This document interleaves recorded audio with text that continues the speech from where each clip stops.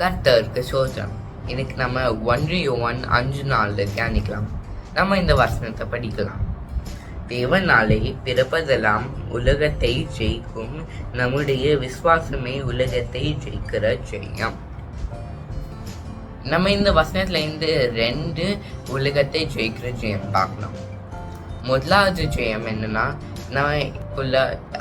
எப்போ நம்ம இயேசுவை ஏற்றுக்கிறோமோ அப்போ நம்ம ஒரு புதிய மனுஷனாட்டு வரோம். நம்ம இயேசுவை எப்போ ஏற்றுக்கிறோமோ நம்ம ஒரு புதிய மனுஷனாட்டு பறக்கிறோம். அதே ஒரு ரொம்ப பெரிய ஒரு ஆசீர்வாதம், ஒரு ரொம்ப பெரிய ஜெயம் நம்மளுக்கு. ரெண்டாவது ஜெயம் என்னன்னா, நம்ம எப்போ இயேசுப்பாவை ஏற்றுக்கிறோமோ அப்போ நம்மளுக்கு நம்ம இயேசுப்பாக்குள்ள விசுவாசம் வைப்போம். நம்ம அந்த விசுவாசம் வைக்கும்போது இன்னும் நம்மளுக்கு ஆசீர்வாதம் கிடைக்கும். தேவன் தாமே ஆசீர்வதிப்பார். ஆமென்.